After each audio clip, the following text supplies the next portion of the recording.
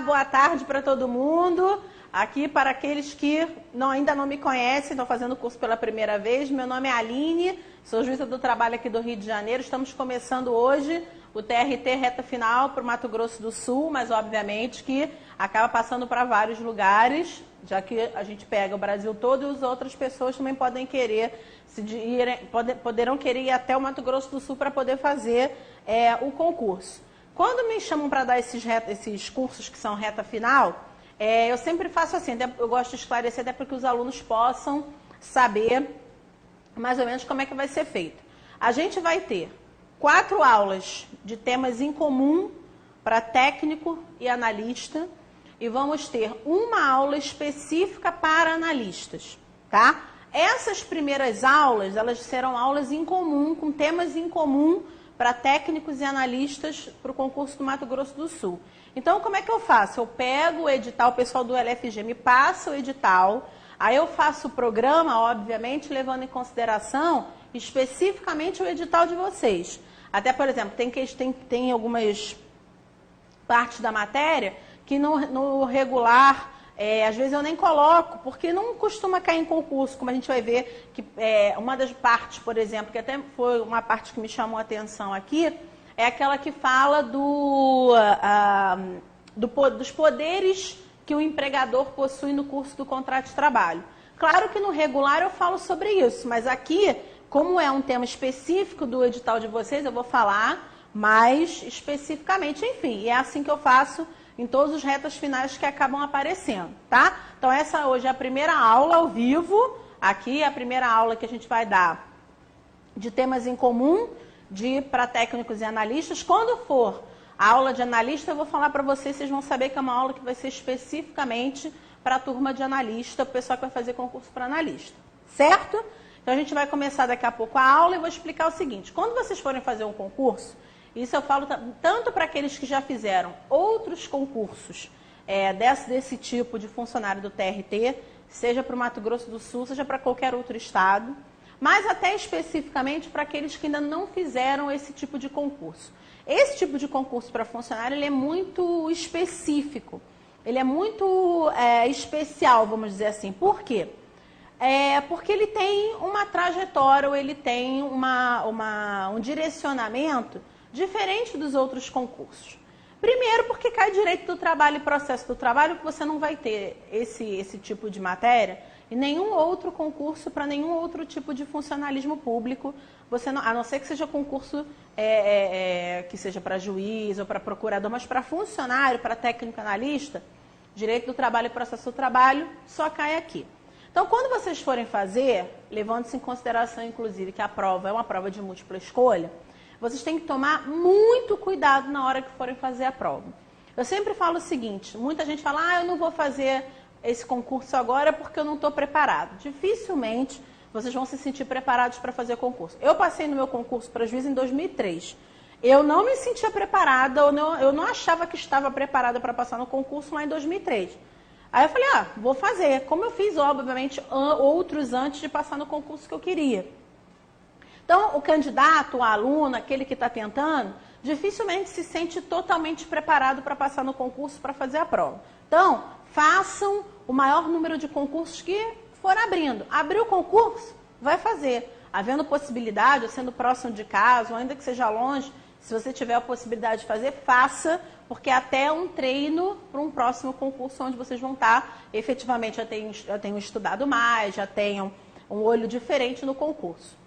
Para aqueles que nunca fizeram concurso, esse vai ser o primeiro, peguem provas antigas, peguem provas anteriores, não só do Mato Grosso do Sul, de qualquer outra região, para que vocês possam ter uma ideia de como é que a prova é feita, como é que a prova ela é realizada, para vocês não chegarem lá assim, muito cruz ou muito no início assim, opa, como é que eu vou fazer aqui? Eu tenho que ter como é que se faz essa prova? Faço em ordem? Faço a matéria que eu gosto mais, eu tenho mais afinidade? Então façam concursos de provas anteriores. No site do LFG vocês vão achar, no site do NTC, que é do Núcleo Trabalhista, vocês vão achar, nos sites dos próprios TRTs vocês também vão achar provas anteriores. Até porque eu olhei provas anteriores do Mato Grosso do Sul para poder fazer, além de ter olhado o edital, eu também observei isso, até para que vocês possam ter uma ideia de que realmente o professor aqui levou em consideração, não só eu como todos, levamos em consideração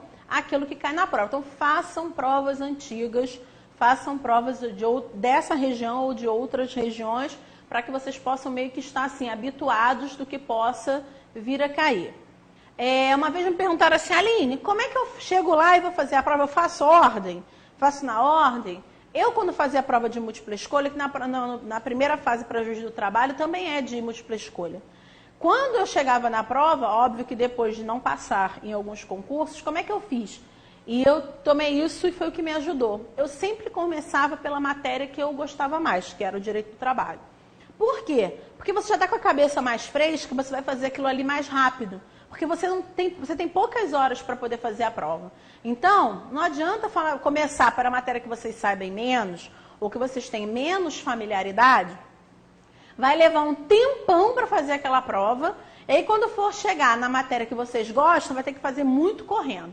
Então, comecem pela matéria que vocês gostam mais, ou que vocês têm uma maior noção, ou que trabalhem com isso na prática, ou que tenham realmente uma familiaridade maior. E aí, vocês vão conseguir fazer as outras provas. E façam a prova com muita calma, com muita tranquilidade. Sei que às vezes é difícil. Vocês vão pensar assim, ela está falando que é para fazer com calma, porque ela já passou no concurso dela. Vai dizer que ela não ficava nervosa na hora de fazer a prova dela? Claro que eu ficava, como todo mundo. Mas quanto mais calma eu ficava, quanto menos tensa eu ficava, mais questões eu acertava. Porque às vezes, naquela pressa, ou no estresse, ou no nervosismo, às vezes você não vê uma palavra, não vê uma vírgula, não vê uma letra, ou então marca uma letra achando que é a correta, depois vê que é a outra, enfim. Faça a calma com tranquilidade. E uma dica que eu dou para todo mundo. Vocês vão olhar as assertivas da prova. Ainda que vocês tenham absoluta certeza de que, por exemplo, a resposta é a letra A, não marquem de supetão a letra A. Leiam todas as assertivas, até para que vocês possam detectar onde estaria o errado, onde estaria o certo, porque às vezes eu posso ter numa prova 2 respostas corretas, só que uma mais completa do que a outra. E essa mais completa é a resposta que vocês vão ter que marcar. Então, leiam com calma, com cuidado e leiam todas as assertivas. E depois de se assegurarem que aquela é a correta, aí vão lá e marquem. Até porque, uma vez marcado no cartão, ferrou, babou, não vai ter como voltar, não vai ter jeito. Então, façam as coisas com calma e com tranquilidade para que vocês possam ter um bom desenvolvimento. Certo? E é assim que a gente vai desenvolver essas 5 aulas, as 4 de temas comuns e essa uma que vai ser específica para analista. Certo? Então, vamos começar que a gente tem muita coisa para fazer. O primeiro tema que eu separei aqui foi o tema de princípios do direito do trabalho. Pensem assim, princípio é o quê? O começo, é o início. E quando a gente fala princípios do direito do trabalho, é tudo aquilo que norteia o direito do trabalho. É tudo aquilo que o direito do trabalho leva em consideração para existir. É como se fosse assim, o surgimento do direito do trabalho, o início, o princípio do direito do trabalho veio, obviamente, com esses princípios. Eu sempre falo o seguinte, às vezes numa prova você não sabe muito bem a resposta da questão, muitas vezes um princípio do direito do trabalho, ou seja, aquilo que veio do nascedouro do direito do trabalho, vai te ajudar a responder essa pergunta. Ou vai te ajudar, pelo menos, a ter uma ideia das respostas que vocês vão ter que dar. Então, os princípios do direito do trabalho são o começo do direito do trabalho. É onde o direito do trabalho realmente teve o seu começo, teve o seu início e pôde se desenvolver até hoje. O primeiro princípio, eu posso dizer para vocês que é um dos princípios mais importantes do direito do trabalho. Vamos botar ali no quadro para mim, por favor. Então, o primeiro que eu vou colocar aqui para vocês, aqui, ó. Princípios do direito do trabalho. O primeiro deles é o chamado princípio do indúbio pro mísero ou indúbio pro operário, sem acento mesmo, tá? Indúbio é a mesma coisa, só que com nomes um pouquinho diferentes, que vocês podem achar das duas formas na prova. Indúbio pro mísero ou indúbio pro operário.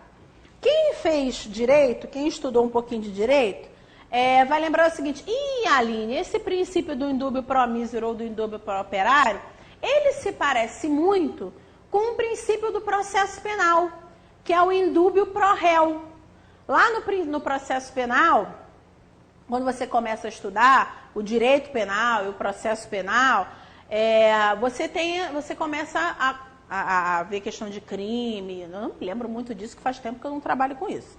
Então você trabalha com crime, com culpabilidade, enfim, aí um dos primeiros princípios, uma das primeiras ideias que o professor fala é esse, olha, indúbio pro réu.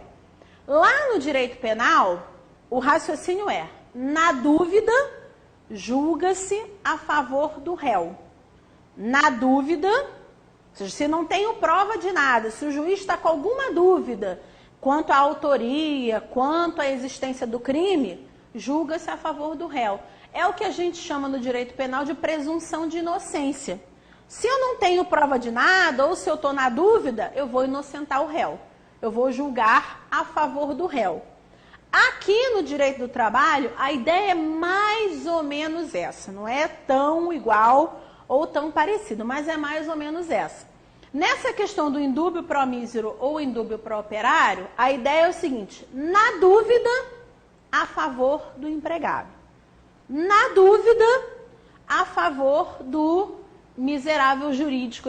Esse indúbio pro mísero que eu botei aqui, põe aqui no quadro para mim, por favor.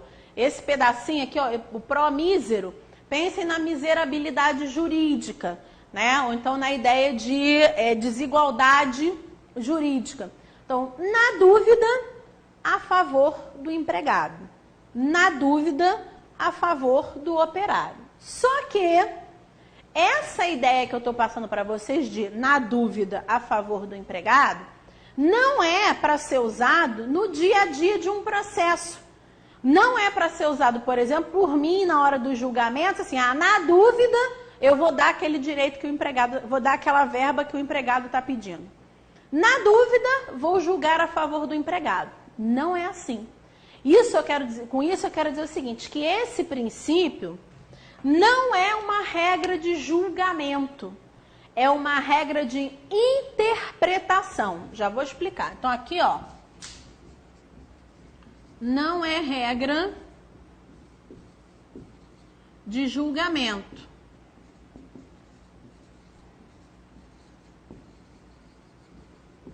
É regra de interpretação. O que quer dizer isso? Se não é uma regra de julgamento, não é para eu usar no dia a dia dos meus processos. Não é para eu fazer o raciocínio do indúbio pro réu. Não é para fazer a ideia de que ninguém provou nada, vou julgar a favor do empregado. Ninguém provou nada, vou dar o direito que o empregado, ou a verba, enfim, que o empregado está pedindo, não, porque não é regra de julgamento. É regra de interpretação. O que quer dizer regra de interpretação? Muito simples. Quantas vezes a gente pega um artigo de lei, pode ser da CLT, pode ser uma cláusula contratual, enfim. Quantas vezes você lê uma norma e fala assim, puxa, essa norma aqui me dá tantas possibilidades de interpretação, me dá tantas margens de interpretação, estou na dúvida. A interpretação não é restrita, não é específica. Isso quer dizer o seguinte, havendo mais de uma interpretação que possa ser feita, havendo dúvidas na interpretação daquela norma, havendo dúvidas na interpretação daquela cláusula de contrato de trabalho, por exemplo, interpreta-se a favor do empregado. Por isso, na dúvida, se faz a interpretação a favor do empregado. Então, se eu tenho uma dúvida sobre o que aquela lei está dizendo, na dúvida, interpreta-se a favor do empregado. Então, como eu disse antes, eu não vou utilizar isso no meu dia a dia dos processos, de, na dúvida, julgar a favor do empregado. Não. Eu vou pegar uma norma e vou ali, essa norma aqui me dá margem a mais de uma ideia. Essa norma me dá margem a mais interpretação. Essa norma tem uma interpretação dúbia. Eu não sei com que lado eu vou ficar. Muito simples. Na dúvida, interpreta-se a favor do empregado.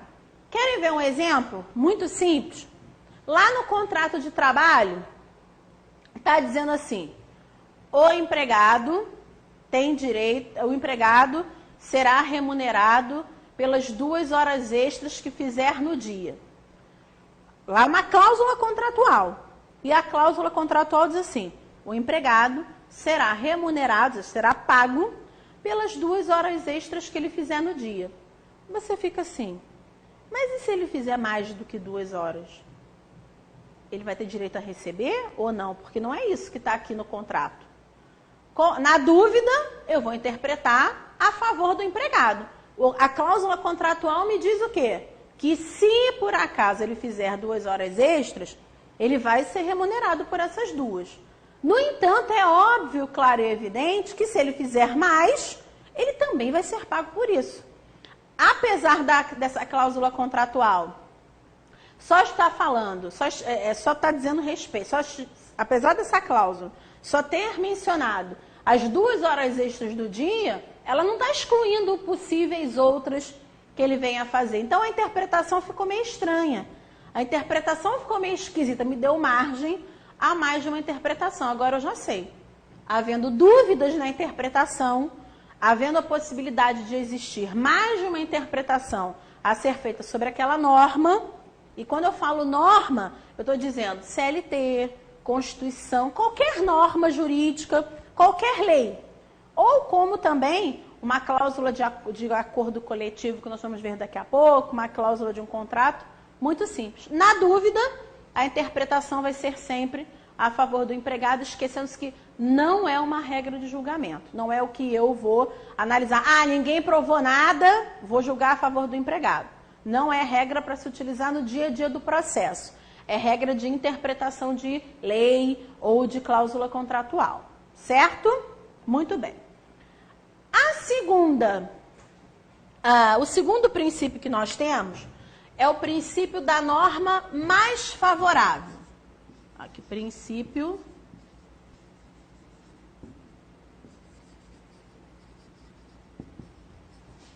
da norma mais favorável. Esse princípio da norma mais favorável me leva em consideração o seguinte. Bom, a gente quando chega na faculdade de Direito, acho que logo no primeiro período ou no segundo, acho que é logo no primeiro, se não me engano, tem uma matéria que se chama Introdução ao Estudo do Direito. Nessa matéria de Introdução ao Estudo do Direito, o professor, ou então o professor até de Direito Constitucional, mas na minha faculdade foi nessa matéria. Eu me lembro que a professora chegou para mim e falou o seguinte, para os alunos, né? Olha, existe no direito a chamada pirâmide de Kelsen, que o pessoal daqui do curso está cansado de saber dela, porque toda vez que tem curso eu falo sobre ela. O que é essa pirâmide de Kelsen? Essa pirâmide de Kelsen, ela faz uma divisão, o japonês já sabe, já está lá com a mão na testa. De novo essa pirâmide, você já sabe que eu falo aqui sempre dela. Ele fala, é o seguinte, essa pirâmide, ela divide as normas jurídicas, ela divide as leis, vamos dizer assim, da hierarquicamente superior para as inferiores. Então ela coloca lá, Constituição, lei complementar, Constituição, emenda constitucional, lei complementar, lei ordinária e assim vai. E a professora chegou e falou assim, olha, essa pirâmide de Kelsen, ela é rígida. Isso quer dizer o seguinte, se houver algum conflito entre a Constituição e uma lei ordinária, se a Constituição é hierarquicamente superior, claro que ela sempre vai prevalecer sobre a inferior. Isso aí é uma regra muito simples, né? O superior prevalece frente ao inferior. Muito bem, e eu levei isso para a vida, né? Levei isso durante o curso. Aí eu pensava, pirâmide de Kelsen, é que estiver lá em cima, ou a hierarquicamente superior sempre vai prevalecer perante a hierarquicamente inferior. Só que aí, no 8º período, no 4º ano de Direito, eu comecei a ter aula de direito do trabalho. Aí também, na primeira aula, o professor chegou falando sobre princípios, ele chegou e falou assim: vocês lembram daquela pirâmide de Kelsen que vocês começaram a estudar lá no início do curso e que hoje vocês continuam utilizando, tem toda essa rigidez, enfim. A gente, sim. Aí ele falou assim: olha, no direito do trabalho, esqueçam essa rigidez. Em muitos casos, vocês vão poder pegar essa pirâmide de Kelsen e virar de cabeça para baixo na hora de utilizar as regras trabalhistas. A gente ficou assim, não estou entendendo nada que essa pessoa está dizendo. Aí ele explicou, porque no direito do trabalho, olha o que vigora. O princípio da norma mais favorável. Mais favorável para quem? Para o empregado, obviamente. E isso quer dizer o seguinte: se houver um conflito entre duas normas, eu vou sempre aplicar aquela que vai ser mais favorável para o empregado. Vamos pensar na seguinte situação. Lá na Constituição, então vamos ver um primeiro exemplo, ó. Lá na Constituição, artigo 7º, põe para mim, Sérgio, por favor. Artigo 7º da Constituição, acho que é inciso 16, se não me engano.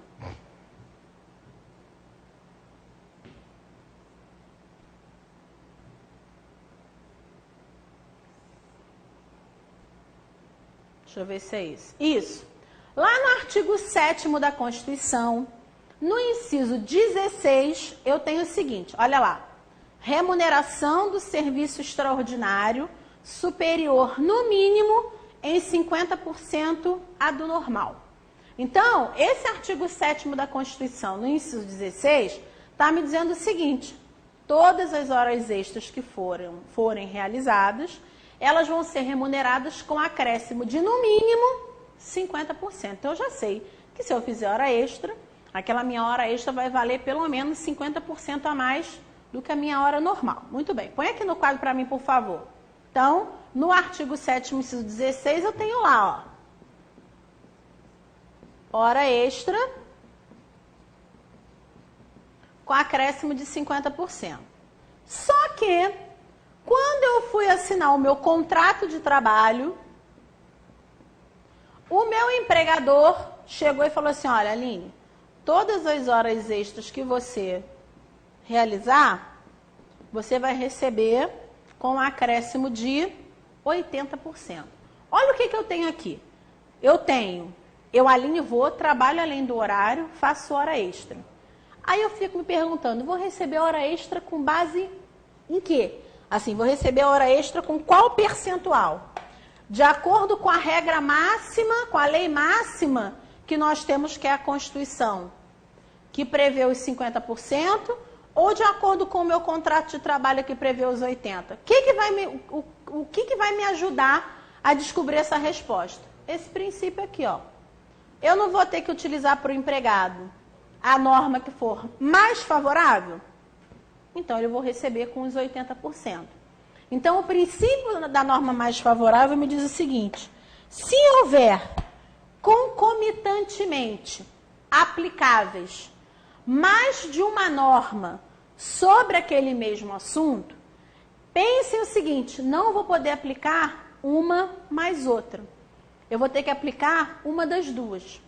Se eu não sei qual aplicar, é muito simples. Eu só vou ter que descobrir o seguinte: qual é que vai ser melhor para o empregado? Qual vai ser aquela que vai dar maiores e melhores vantagens para o funcionário? Nesse caso, olha, eu fiz hora extra. Eu vou receber com 50%, que é o que a Constituição determina, ou vou receber com 80%, que é bem maior, que é o que está no meu contrato? Princípio de norma mais favorável. Vou receber de acordo com o meu contrato de trabalho. Eu, obviamente, aqui estou fazendo uma comparação entre Constituição e contrato, mas isso serve para uma comparação entre quaisquer normas. Eu posso fazer uma comparação entre lei ordinária e lei complementar, acordo coletivo e Constituição, não importa. Então, se eu tenho, ao mesmo tempo, aplicável mais de uma norma sobre o mesmo assunto, sobre a mesma situação, Muito simples. Eu já sei que eu não vou poder aplicar as duas concomitantemente. Eu já sei que uma mais outra eu não vou poder aplicar. Eu não vou aplicar esse percentual mais esse. Eu vou aplicar um dos dois. E eu vou sempre aplicar o que for mais favorável para o empregado. Esse é o princípio da norma mais favorável que eu vou utilizar para comparação entre quaisquer normas, não necessariamente entre essas duas aqui. Certo? Então, eu tenho a do princípio do indúbio pro mísero ou indúbio pro operário. Na dúvida, interpreto a norma a favor do empregado. Segundo, havendo mais de uma norma aplicável, vou aplicar sempre a que venha a ser mais favorável para o empregado. Esse é o segundo princípio. O terceiro princípio é o chamado princípio da aplicação da condição mais benéfica. Princípio da aplicação da condição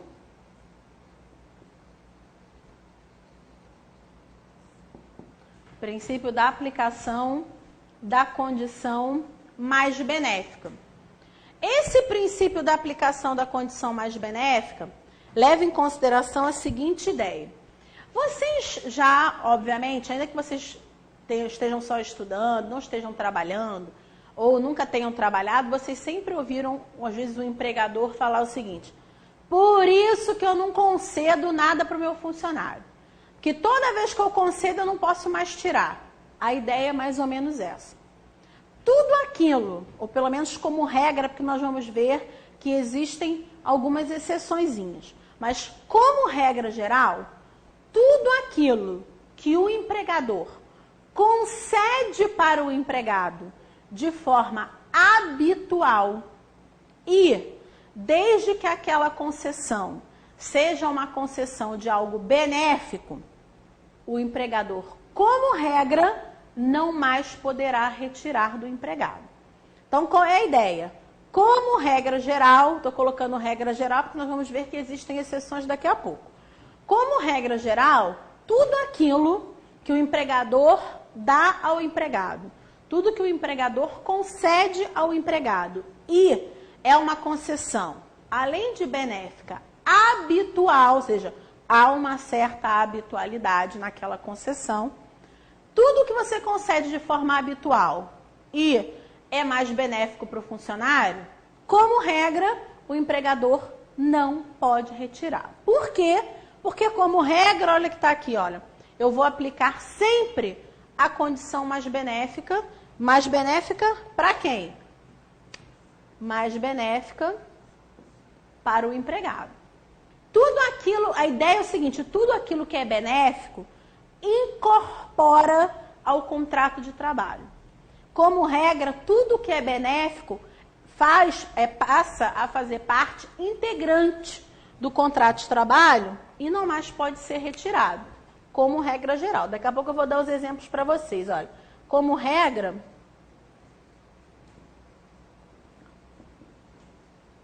tudo que é concedido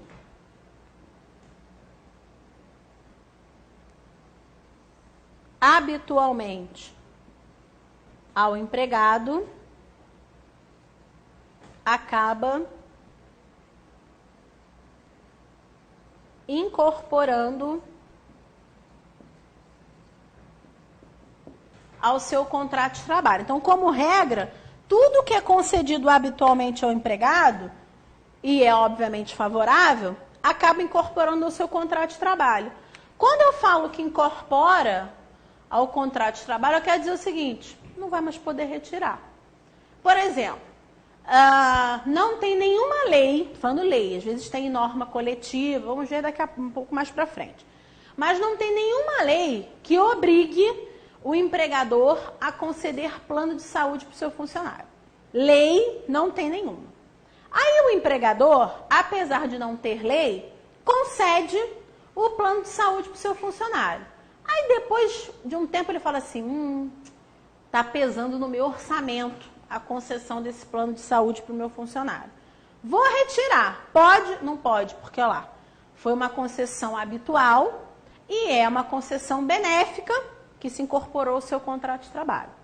Passou a fazer parte do seu contrato de trabalho. Não adianta chorar, não tem choro nem vela, não pode mais tirar, não tem mais para onde correr. Outra noção, também não tem nenhuma lei dizendo que o empregador obrigatoriamente tem que conceder o ticket de refeição para os seus funcionários.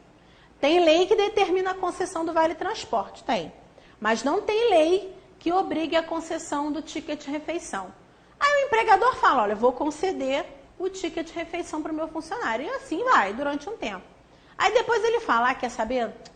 Não quero mais conceder esse negócio aí não. Vou retirar dos meus empregados o ticket de refeição. Pode? Não, não pode. Por quê? É a aplicação da condição mais benéfica. Aquilo que era concedido anteriormente era melhor, dava uma condição melhor para o seu funcionário e, consequentemente, era uma concessão habitual. Então, depois não adianta vir reclamar, não pode retirar. Por isso que os empregadores normalmente falam, eu só dou para o meu empregado aquilo que está na lei, porque senão eu começo a conceder, depois não posso retirar, eu não sei até quando eu vou poder conceder. É justamente por causa dessa ideia da aplicação da condição mais benéfica. Uma vez concedido, se for uma concessão favorável habitual, ocorre uma incorporação ao contrato de trabalho e depois eu não posso retirar. Só que, como vocês vão ver a partir de hoje no direito do trabalho, o que mais tem é exceção do que regra, aqui não é diferente. Eu tenho duas exceções com relação a essa ideia de que, uma vez concedido, não pode retirar. Existem algumas parcelas, existem algumas verbas que, ainda que venham sendo concedidas habitualmente, podem ser retiradas. Vamos analisar cada exceção separadamente para que vocês possam ter uma ideia. A primeira exceção, vou pôr aqui em cima, tá? Aqui, a primeira exceção a essa ideia são os chamados adicionais.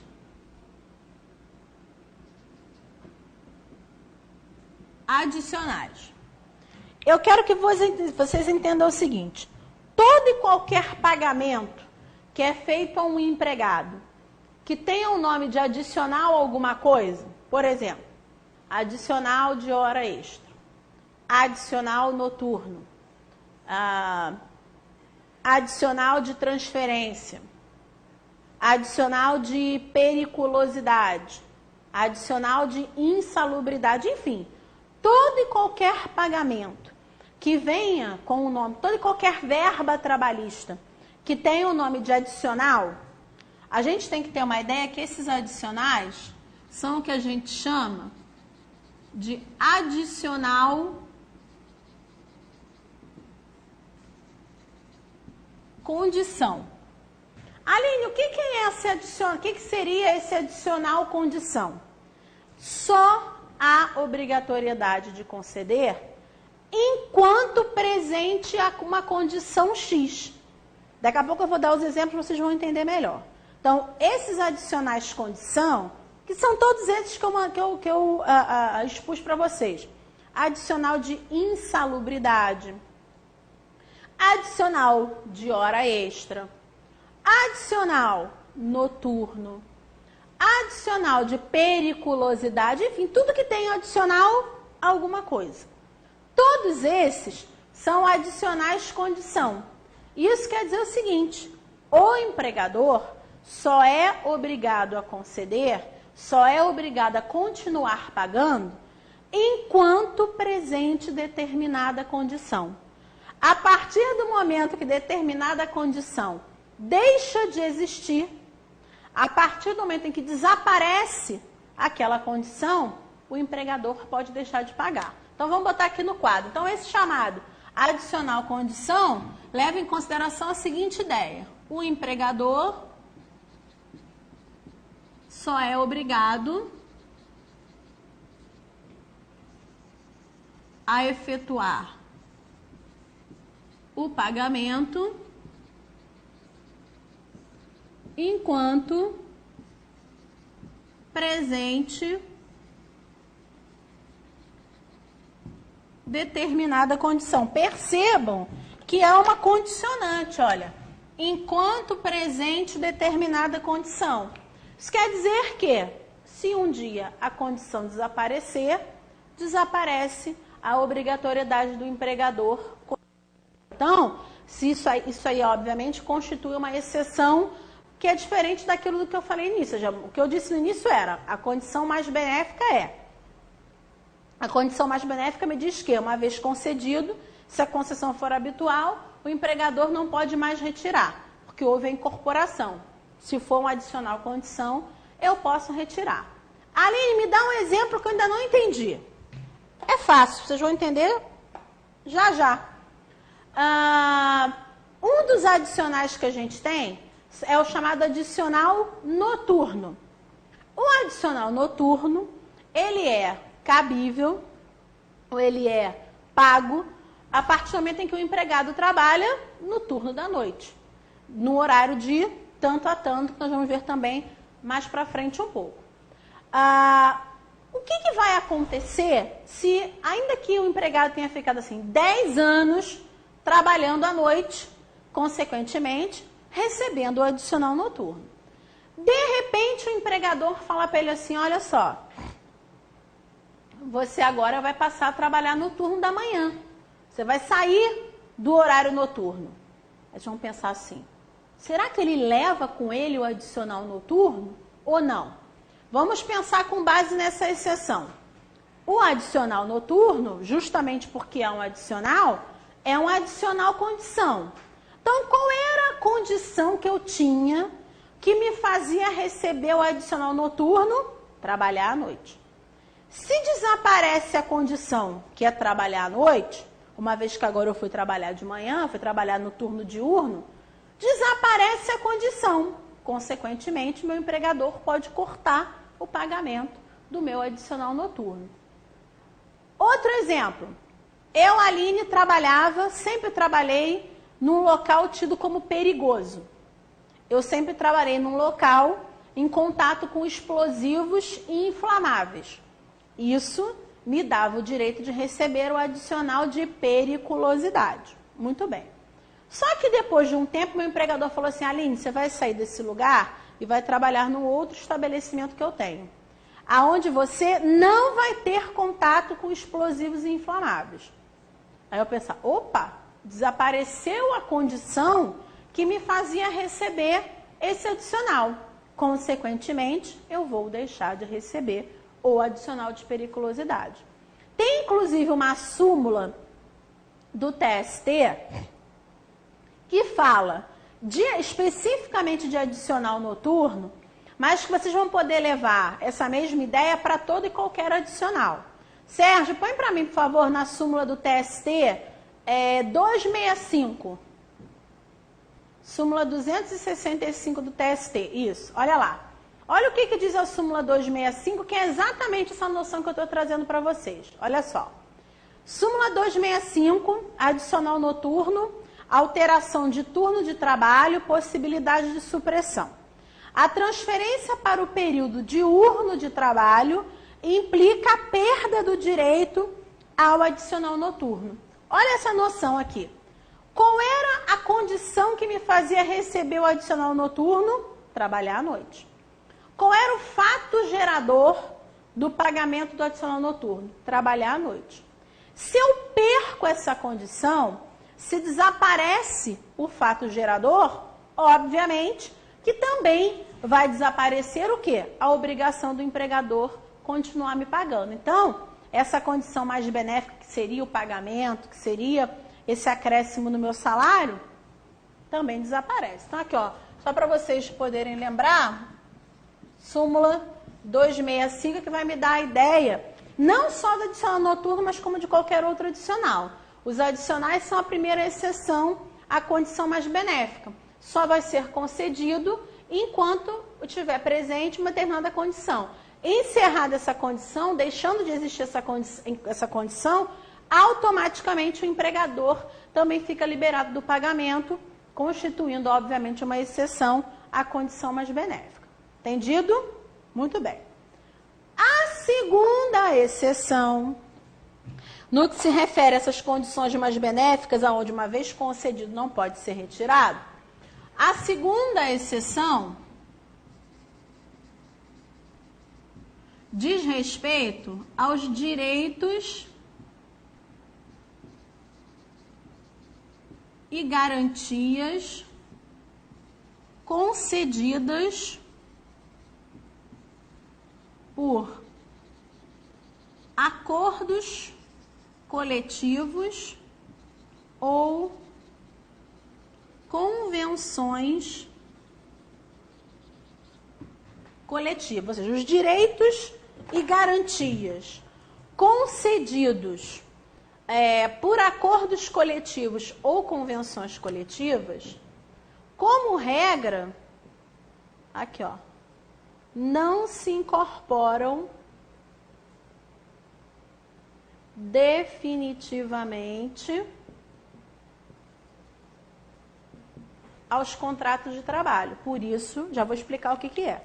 Por isso, é uma exceção. Então, olha, os direitos e garantias concedidos, melhor, porque leva em consideração os direitos também. Tá aqui, ó. Os direitos e garantias concedidos por acordos ou acordos coletivos ou convenções coletivas não se incorporam definitivamente aos contratos de trabalho. Ou seja, constitui uma exceção à questão da aplicação da norma mais benéfica. Primeiro, antes de explicar por que não há essa incorporação, primeiro eu tenho que explicar para vocês o seguinte: o que é um acordo coletivo e o que é uma convenção coletiva. Sempre que vocês ouvirem falar de acordo coletivo ou de convenção coletiva, pensem o seguinte: houve a intervenção do sindicato, houve a participação do sindicato para que as partes chegassem a um acordo, chegassem a um denominador comum. Sabe o que é muito comum? Acontecer o seguinte: às vezes, empregado e empregador começam a brigar. Ah, eu quero um aumento assim. Aí o empregador fala, não posso dar, só posso conceder um aumento tal. Aí fica aquela confusão. E isso, às vezes, pode durar muito tempo, que obviamente não é de interesse nem do empregador e muito menos dos empregados. Então, em muitos casos, os empregados falam o seguinte, chamam, e o empregador também, em alguns casos, eles chamam os seus sindicatos respectivos que vão ajudar nessa negociação aí.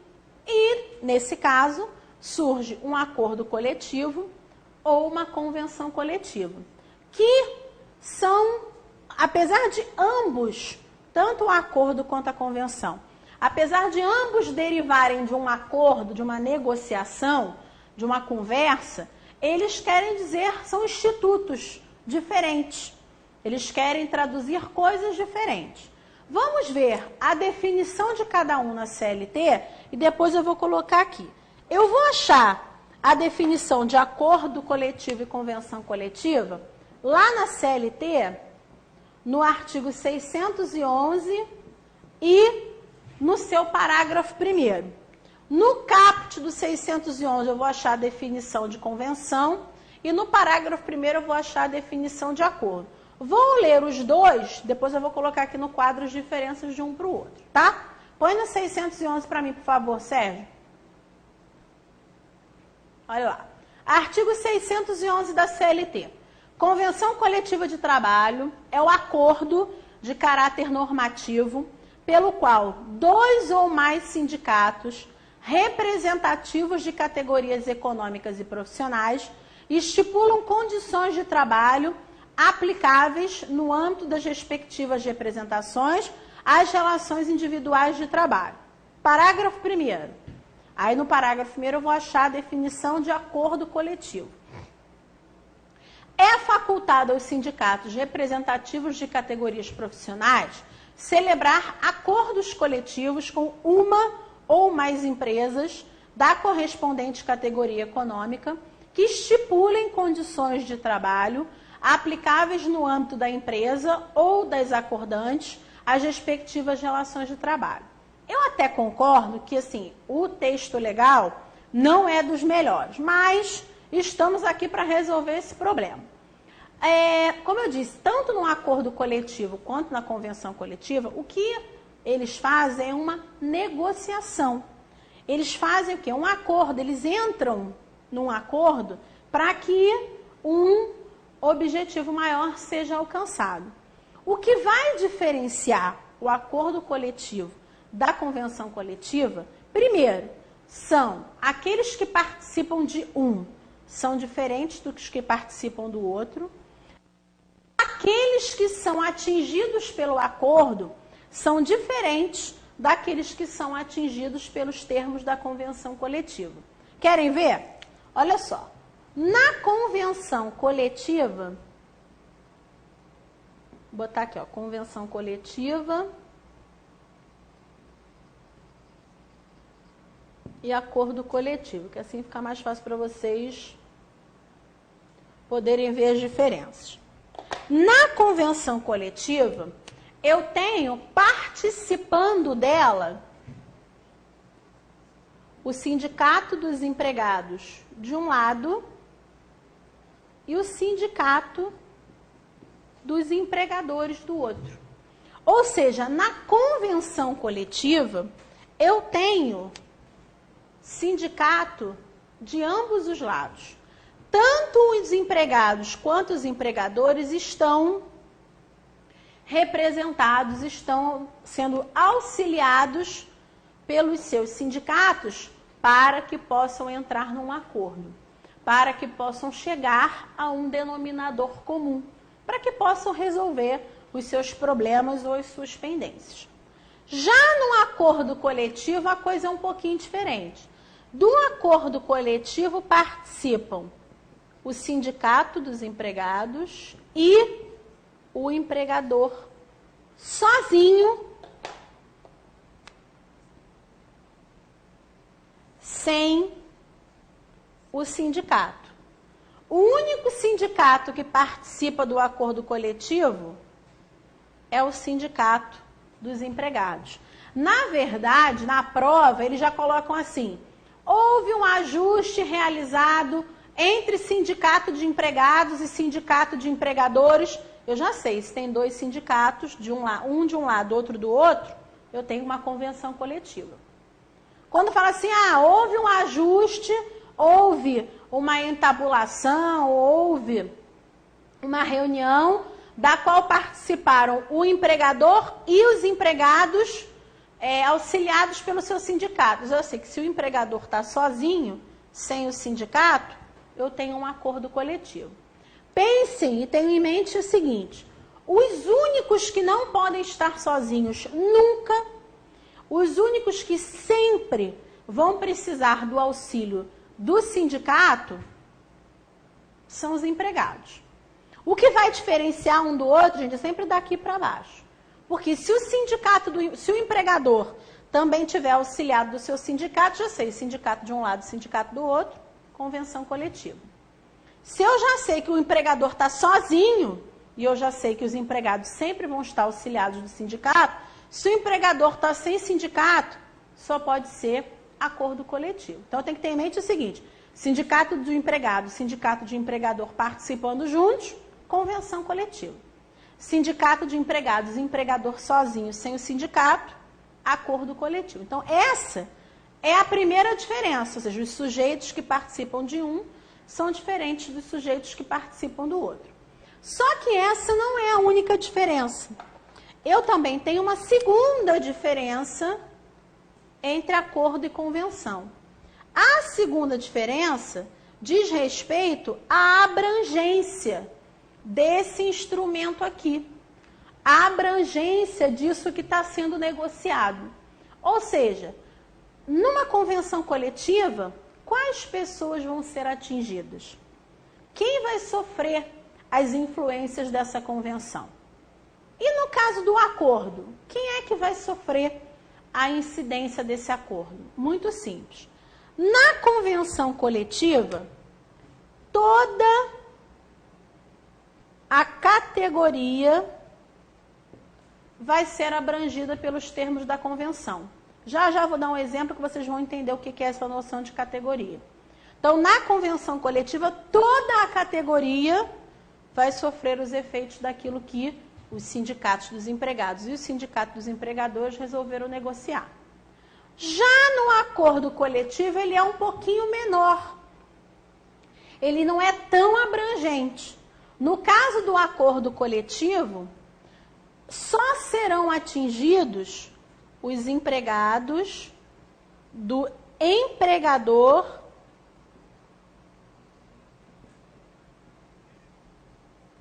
que participou do acordo. Então, no acordo coletivo, não é todo mundo que vai sofrer a influência ou a interferência daquilo que ficou negociado. No acordo coletivo, só vai sofrer a incidência ou a influência do que ficou negociado os empregados desse empregador que participou do acordo que realizou o acordo coletivo. Então, eu tenho aqui as duas diferenças com relação àqueles que participam, convenção, sindicatos de empregados e sindicatos de empregadores. No acordo, sindicatos de empregados e o empregador sozinho. Quem vai ser abrangido por aquilo que fica negociado? Na convenção, todos da categoria.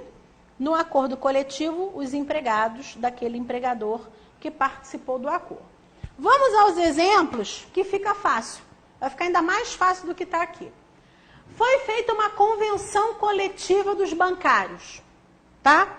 Aí dessa convenção coletiva dos bancários, eu tenho as seguintes participações. Sindicato dos empregados bancários e sindicato dos bancos, dos banqueiros, né, dos donos, dos acionistas dos bancos. Então, eu tenho sindicatos dos bancários, dos empregados bancários, e sindicato dos empregadores, sindicato dos banqueiros. Se eu tenho sindicato de um lado e sindicato do outro, eu tenho uma convenção coletiva. Aquilo que ficar negociado vai atingir toda a categoria bancária. Todos os empregados bancários, independentemente de para qual banco eles venham a trabalhar. Então, se vai atingir toda a categoria bancária, vai atingir os empregados do Itaú, os empregados do Bradesco, os empregados do HSBC, os empregados do Santander, enfim, do Unibanco, todos os empregados de todos os bancos, ou seja, toda a categoria, vai ser atingida por esse acordo coletivo. Desculpa, por essa convenção coletiva. Já no caso de um acordo coletivo, vamos pensar. Foi feito um acordo coletivo entre o Sindicato dos Empregados Bancários e o Banco Santander. Então, nesse acordo coletivo, eu tenho Sindicato dos Empregados e o empregador, que é só o Santander que está participando. Nenhum outro banco está participando. Nenhum outro. Muito bem. Nesse caso, quem é que vai ser atingido ou quais pessoas vão ser atingidas por aquilo que ficar negociado no acordo? Só os empregados do Santander, já que o Santander foi o único empregador que participou do acordo. Percebam que a abrangência do acordo coletivo sempre vai ser menor. A abrangência do acordo sempre vai ser mais reduzida do que a abrangência da convenção coletiva. Por quê? Porque só os empregados daquele empregador, daquela empresa ou daquelas empresas, pode ser que mais do que uma empresa participe daquele acordo, não tem problema. Mas só os empregados daquele ou daqueles que participaram do acordo é que vão ser atingidos. Entendido? Muito bem. Por que eu tive que dar essa volta toda para explicar essa questão dos direitos e garantias concedidos por acordos e convenções que não integram definitivamente o contrato? Porque primeiro eu precisava que vocês entendessem o que é um acordo coletivo e o que é uma convenção coletiva. O acordo e a convenção, como eu disse, são ajustes onde as partes chegam a um denominador comum para conceder maiores e melhores direitos para os empregados. Muito bem. Só que os acordos coletivos e as convenções coletivas não são eternas. Elas têm um prazo máximo de vigência. Elas têm um prazo máximo de duração. Qual é esse prazo máximo de vigência de um acordo ou de uma convenção coletiva? Sérgio, põe para mim, por favor, artigo 614 da CLT, artigo 614, parágrafo 3º. Olha lá. Artigo 614, parágrafo 3º. Não será permitido estipular duração de convenção ou acordo superior a 2 anos. Então, todo e qualquer acordo coletivo, toda e qualquer convenção coletiva que for feita, que for entabulada, que for realizada, ela vai ter um prazo máximo de duração de 2 anos. Vamos botar aqui no quadro para a segunda ideia que eu quero que vocês tenham. Aqui, ó.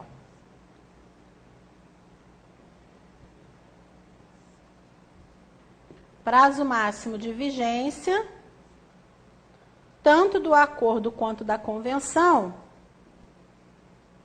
2 anos, de acordo com a CLT, artigo 614, parágrafo 3º. Muito bem.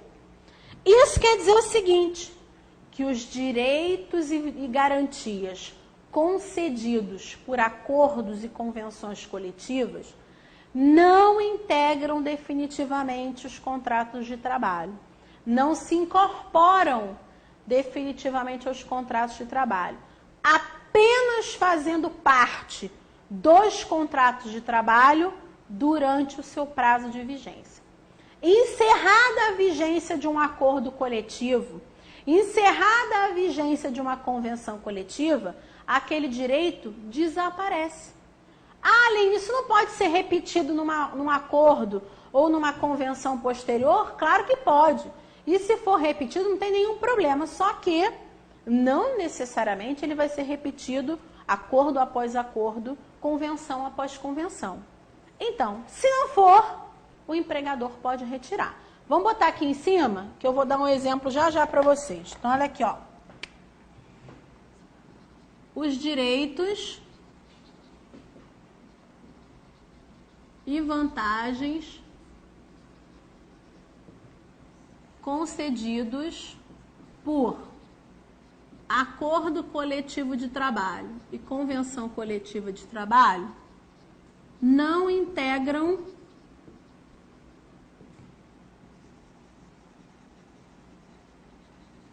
definitivamente os contratos de trabalho, mas apenas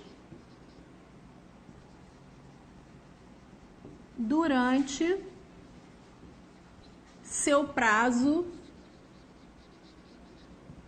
de vigência. Consequentemente, encerrada a vigência do acordo, encerrada a vigência da convenção coletiva, encerra-se também para o empregador a obrigatoriedade de conceder aquilo que o empregado está pedindo. Por isso que há uma exceção com relação a que tudo que é mais benéfico se incorpora definitivamente e o empregador não vai poder retirar. Se aquilo entrou no meu contrato através de um acordo coletivo ou de uma convenção coletiva, eu tenho sempre que estar atento a esse prazo de vigência, que é de, no máximo, 2 anos, para saber se o meu empregador tem ou não a obrigação de me conceder aquele direito, tem ou não a obrigação de me pagar. Daqui a pouco eu vou falar para vocês que tem uma súmula do TST que fala exatamente isso aqui. Vamos dar um exemplo, pode manter no quadro, por favor. Vamos dar um exemplo, ó.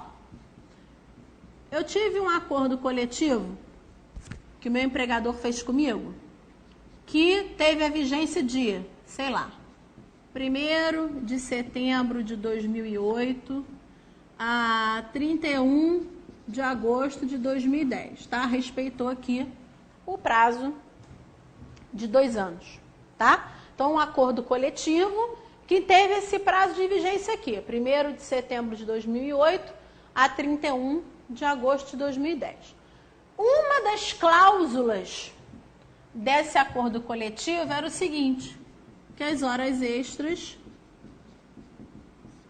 iam ser pagas com adicional de 70%. Essa era uma das cláusulas.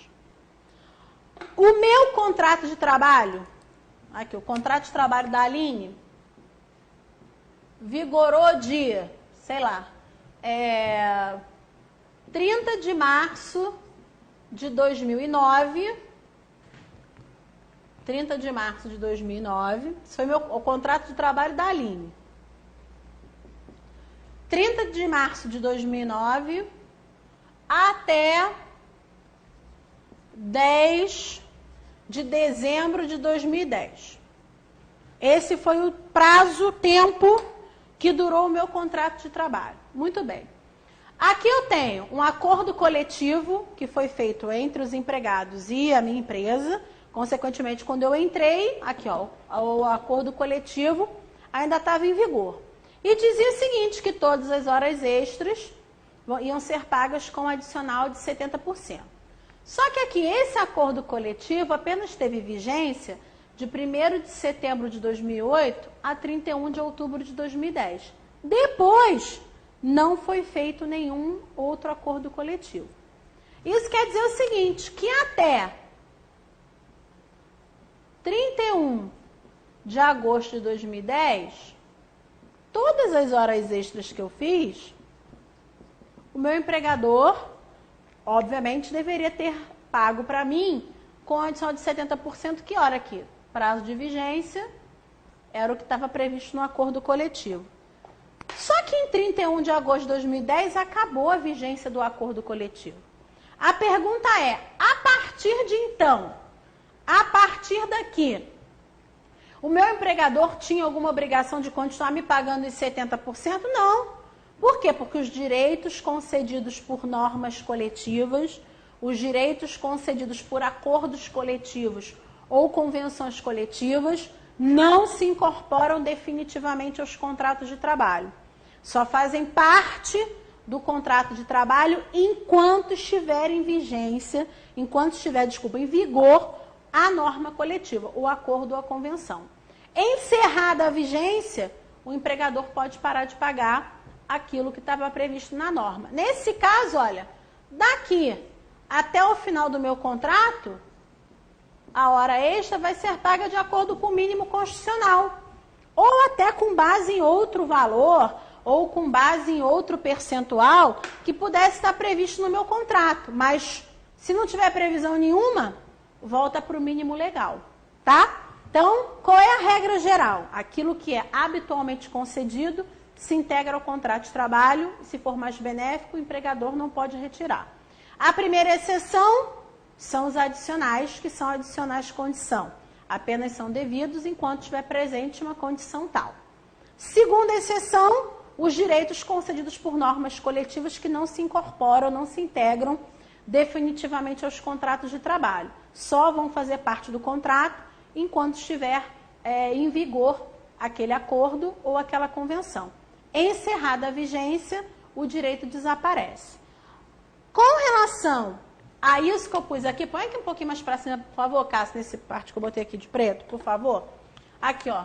Isso aqui, que os direitos e vantagens concedidos não integram definitivamente ao contrato, mas apenas durante seu prazo de vigência, eu tenho uma súmula do TST, súmula 277, no inciso 1º, que me diz exatamente essa noção que eu trouxe para vocês, de que eu vou ter que levar em consideração o prazo de vigência. Põe para mim, por favor, súmula 277 do TST no inciso 1º. Olha lá. Sentença normativa, convenção ou acordo coletivos, vigência, repercussão nos contratos de trabalho. 1. As condições de trabalho alcançadas por força de sentença normativa, convenção ou acordos coletivos, vigoram no prazo assinado, não integrando de forma definitiva os contratos individuais de trabalho, que foi exatamente o que eu coloquei aqui. Vão fazer parte do contrato enquanto a norma estiver em vigor. Encerrada a vigência, o direito acaba desaparecendo, tá? A gente acaba tendo uma exceção, dentro da própria exceção, que é no que se refere à cláusula de aumento de salário.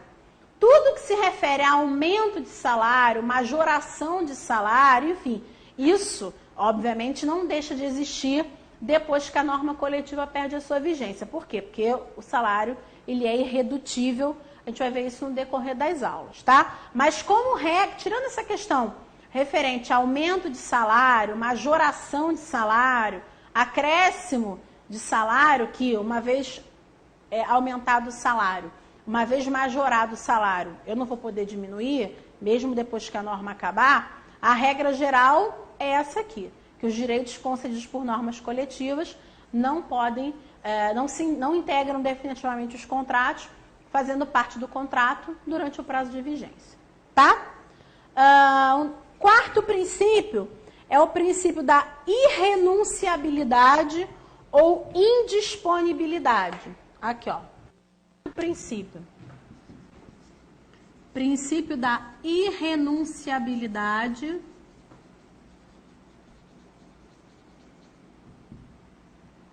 ou indisponibilidade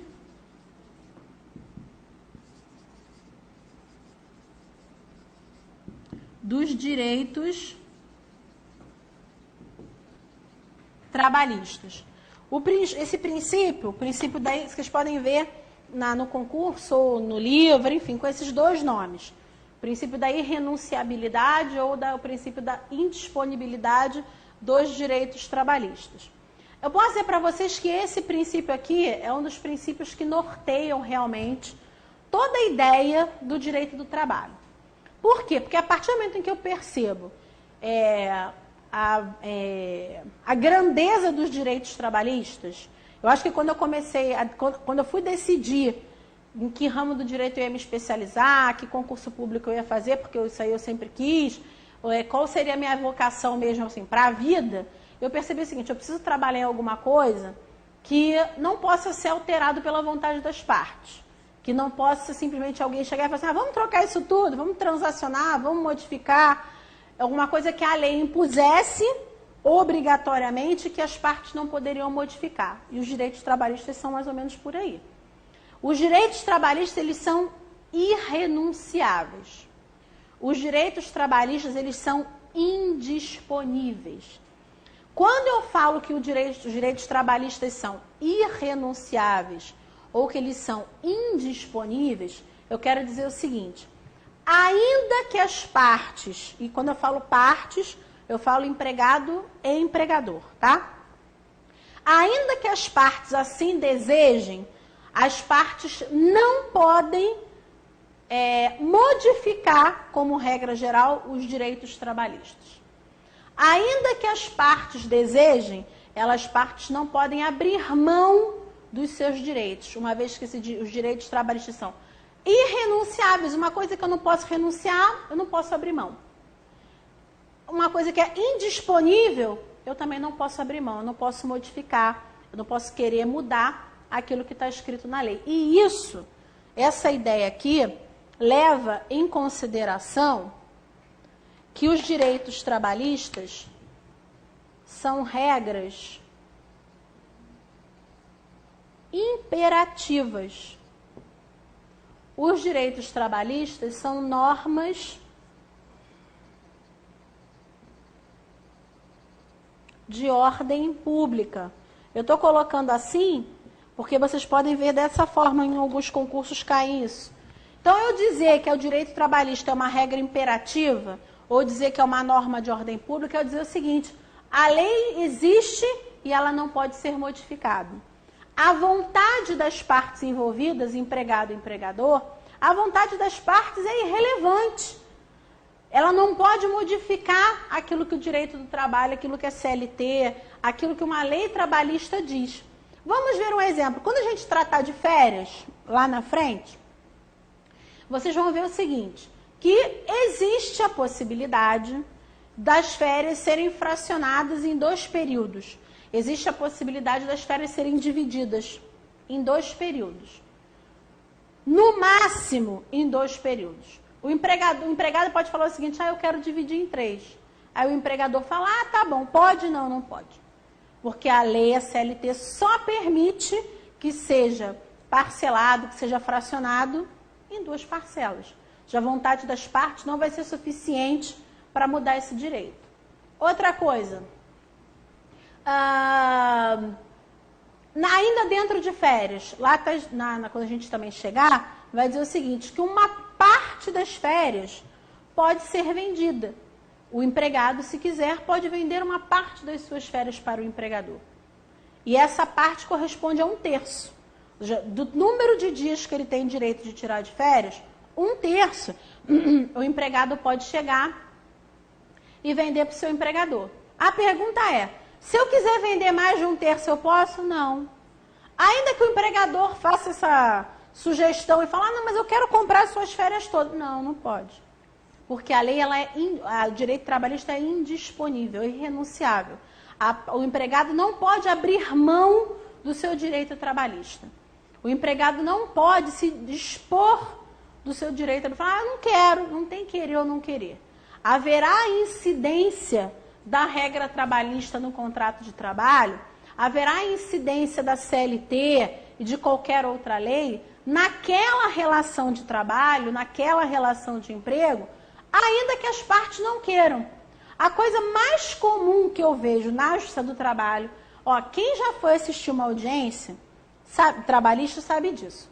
Eu canso de pegar assim, entra na Justiça, entra com uma ação, ajuiza uma ação, pedindo a assinatura da carteira de trabalho. Dizendo, eu trabalhei de tanto a tanto, mas não tive minha carteira assinada. Muito bem. Aí chega lá o empregador, o réu, né, o reclamado, na ação e fala assim, eu não assinei a carteira dele porque ele disse que não queria.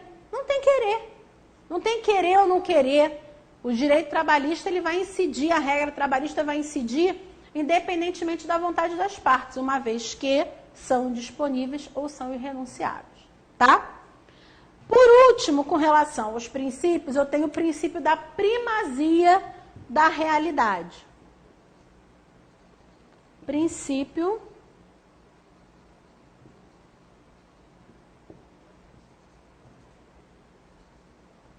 da primazia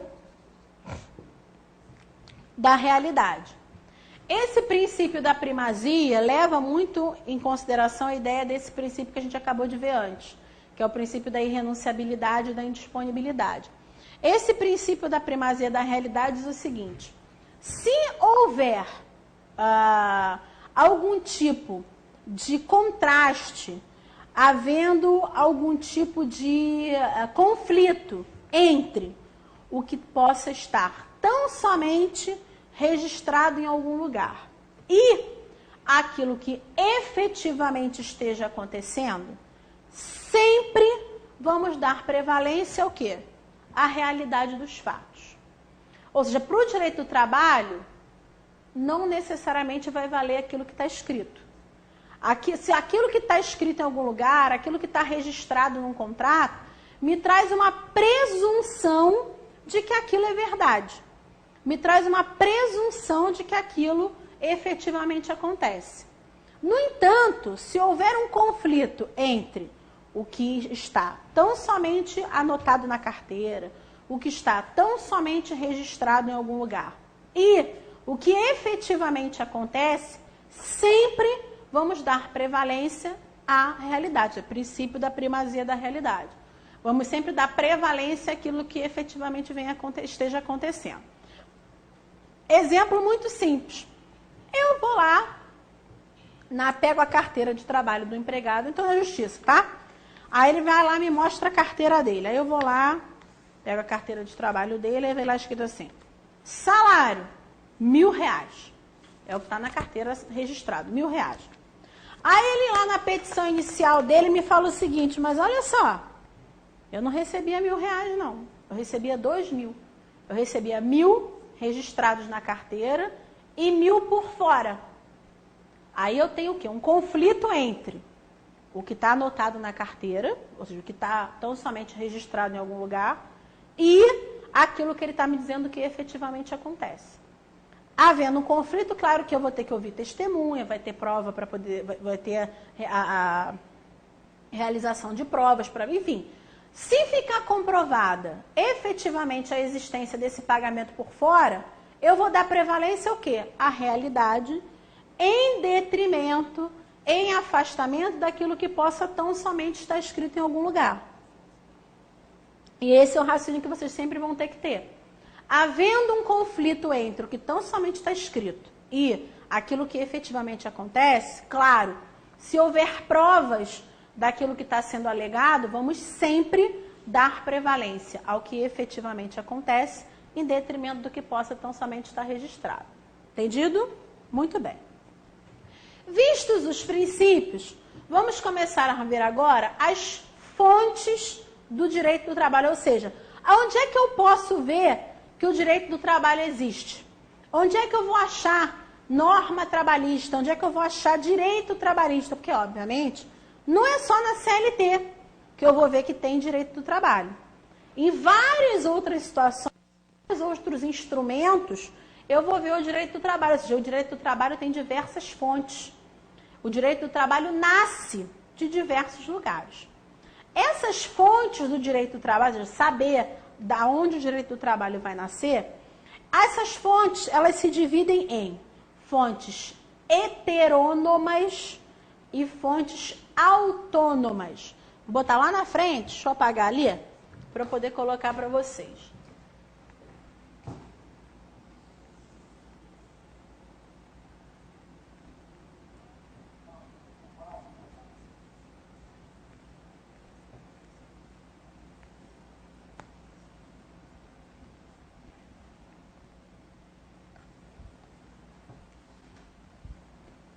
Então, aqui, ó, eu vou ter as fontes, que é, ou seja, onde eu vou poder achar o direito do trabalho. Eu tenho a divisão de fontes em heterônomas, vou explicar já já, e autônomas. Antes de qualquer coisa, até vou aproveitar isso para os princípios também, quero que vocês saibam o seguinte. A depender do livro que vocês possam consultar, até porque assim, sendo um concurso para a reta final, eu acho que vocês têm que pegar a aula e a legislação, né? Pegar a CLT, as leis que eu falar aqui, as súmulas, as orientações jurisprudenciais que eu vou falar daqui a pouco, vai surgir alguma. Mas às vezes vocês vão ler um livro e falam assim, aqui tem uma fonte que a Aline não deu. Então, aqui tem um princípio que a Aline não mostrou pra gente. Eu quero que vocês saibam, vocês tenham em mente o seguinte, isso que eu dou aqui obviamente, aquilo que mais cai no concurso que vocês vão fazer. Não necessariamente todos vão estar na prova, nos livros, como muitas vezes eu dou um princípio ou uma fonte que o livro não traz, porque eu faço uma compilação dos livros, dos concursos, das provas, para poder ver o que mais cai, para que vocês possam ficar tranquilos de que é isso que a prova vai cobrar, tá? Só para vocês saberem. Muito bem. Então, as fontes, elas são divididas em duas espécies. Eu tenho fontes heterônomas e tenho fontes autônomas. A diferença de uma para outra é muito simples. As fontes heterônomas, elas vão ser produzidas por um terceiro, por uma terceira pessoa, que não necessariamente é o destinatário dessa norma. Ou seja, aquele que produz a norma não necessariamente vai ser aquele que vai utilizar aquela norma no dia a dia. Então, aqui, nas fontes heterônomas, eu tenho a intervenção de um terceiro na sua produção, que não é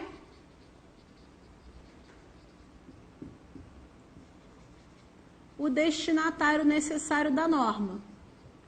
Ou seja, ela não vai, as fontes heterônomas, elas não vão ser produzidas necessariamente apenas pelas pessoas que serão atingidas pela norma. Não, aqui, ó.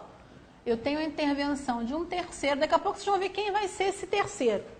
Mas essas fontes heterônomas, elas são produzidas com a ajuda de um terceiro, com a intervenção de uma outra pessoa que não necessariamente vai ser aquela pessoa que vai se utilizar dessa norma do dia a dia. Totalmente diferente do que acontece nas fontes autônomas. Por quê? Porque nas fontes autônomas, os próprios destinatários vão produzir a norma. Ou seja, aqueles mesmos que vão se utilizar da norma no dia a dia, aqueles mesmos que vão sentir a aplicação da norma, eles mesmos vão ter sido aqueles que produziram a norma, que fizeram a norma. Quando eu chegar nos exemplos de cada um, vocês vão poder observar claramente a diferença do que seriam fontes heterônomas e fontes autônomas. Por quê? Porque nas fontes heterônomas, vocês vão ver um terceiro influenciando, uma outra pessoa que não necessariamente vai ser destinatário da norma, diferente do que acontece nas autônomas, onde os próprios destinatários vão produzir a norma. Ou seja, eu mesma que vou me utilizar da norma, eu faço a norma. O primeiro exemplo que eu tenho de fonte heterônoma, e a mais importante, é a Constituição Federal. Aqui, o meu primeiro exemplo é a Constituição Federal. A Constituição Federal tem o quê? A intervenção de um terceiro, que é quem? Que é o legislador, que é o constituinte. Quem é o destinatário da norma? Todos nós. Nós participamos diretamente da elaboração da Constituição? Não, tem um terceiro, olha. Tem lá os nossos representantes que vão produzir a norma. Ali, mas esses que produziram a norma também não vão ser os seus destinatários? Vão. Mas existem outros destinatários, que somos nós, que não participamos diretamente dessa produção. Isso acontece, gente, não só com a Constituição, com qualquer tipo de legislação. Qualquer tipo de legislação. Por exemplo, eu tenho que seguir a lei de trânsito, não tem? Tem. Fui eu que fiz? Não. Foi outro. Foi o constituinte que fez. Foi o legislador que fez essa norma, não fui eu. Então, eu sou a destinatária da norma, eu vou sofrer os efeitos dessa norma, mas não fui eu que fiz. A lei seca, que tem aí em tudo quanto é lugar e que veio em excelente hora. Eu vou sofrer os efeitos dessa norma. Não vou. Porque se eu quiser tomar um pouquinho a mais de vinho ou de qualquer coisa, eu vou pegar um táxi e não posso dirigir. Mas foi eu que fiz? Não. Então, os destinatários da norma não necessariamente fizeram essa norma. Tem um terceiro que participou da produção, que não necessariamente faz parte do destinatário. Então, eu tenho como primeiro exemplo a Constituição Federal e qualquer outro tipo de legislação. Um segundo exemplo que eu tenho é a chamada sentença normativa. Aqui vocês vão ver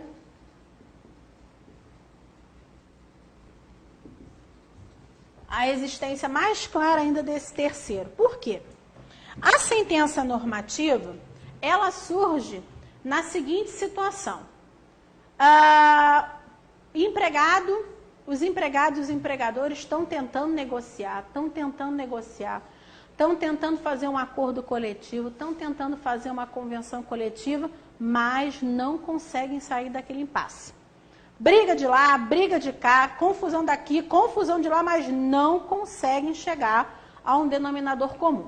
Vocês acham que empregados e empregadores vão ficar brigando eternamente? Não. Alguém vai ter que resolver isso.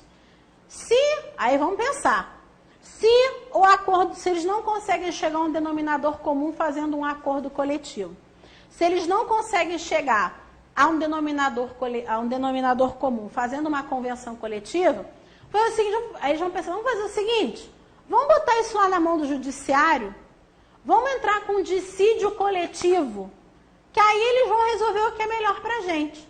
O resultado do dissídio coletivo é a sentença normativa. Então, o que eu tenho aqui, na verdade, aqui, ó, resultado. O que é a sentença normativa? Resultado do dissídio coletivo.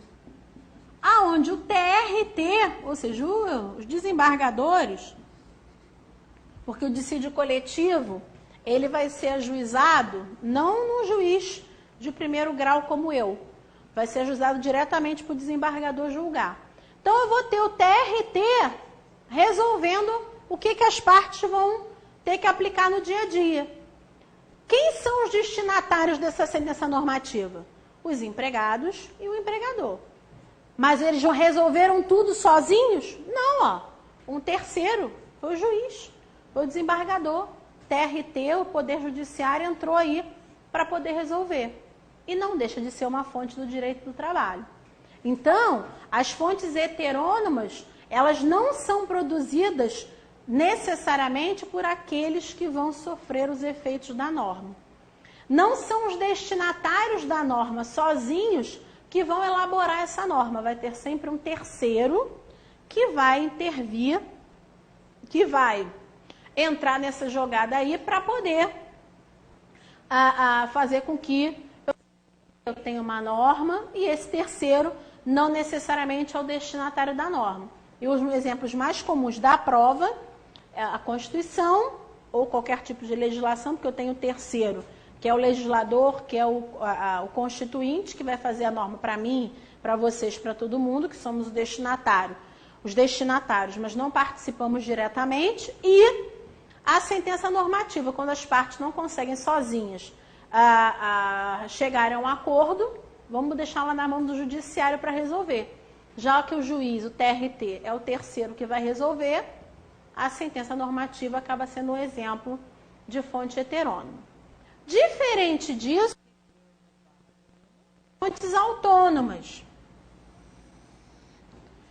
Nessas fontes autônomas, a coisa é diferente. Eu não tenho nenhum terceiro aí, não. O que eu tenho? Os próprios destinatários da norma vão produzir a norma.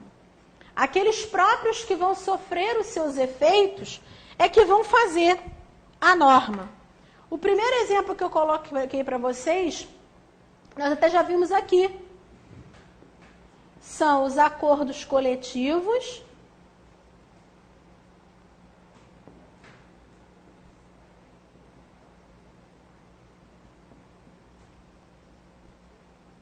e as convenções coletivas. Por quê? Quem é que fez o acordo, quem é que fez a convenção? O empregado ou o empregador. E o empregador. Ainda que tenha ou não auxílio do sindicato, mas aqui o sindicato não é visto como um terceiro, porque ele só vai estar auxiliando aqueles que realmente estão fazendo a norma, que é o empregado ou que é o empregador. Então, quem é que faz um acordo coletivo ou uma convenção coletiva? Os empregados e os empregadores. Quais pessoas, ou melhor, que pessoas vão sofrer os efeitos desse acordo, dessa convenção? Os empregados e os empregadores. Então, aqueles que são os destinatários da norma, aqueles que vão sofrer os efeitos da norma, foram os mesmos que fizeram a norma. Quem fez o acordo e quem fez a convenção vão ser as mesmas pessoas que vão sofrer o efeito do acordo e da convenção. Não tem nenhum terceiro aí. Eles próprios vão ser destinatários da norma. Consequentemente, tanto o acordo quanto a convenção vão ser enquadrados como fontes autônomas, tá? Outros exemplos de fontes autônomas são os chamados usos e costumes. Tanto o uso quanto o costume são fontes autônomas, por quê? Porque os próprios destinatários da norma são responsáveis pela realização da norma. A diferença de um para outro é que, na verdade, um é um pouquinho menor do que o outro. A abrangência de um é um pouquinho menor do que a abrangência do outro. Vou primeiro dar as definições de uso e costume, para depois explicar, para vocês terem uma ideia. Uso é uma prática reiterada, é uma prática repetida em determinada relação jurídica. Então, aqui, ó.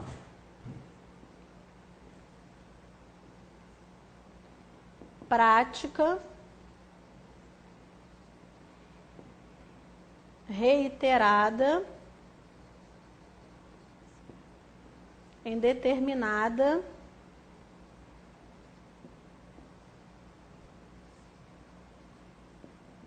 relação jurídica. Esse é o chamado uso. Daqui a pouco eu vou dar um exemplo.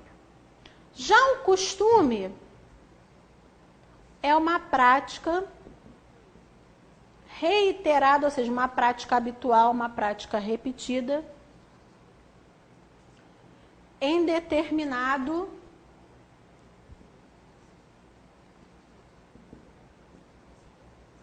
vínculo social.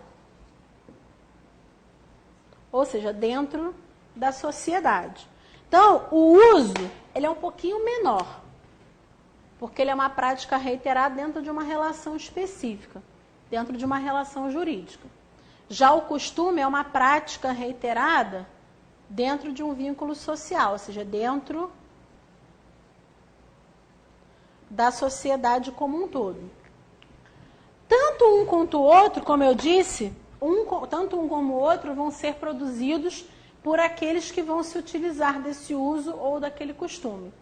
A ideia de uso é aquela ideia de que o empregador, que usualmente concede determinado benefício, depois não pode mais retirar.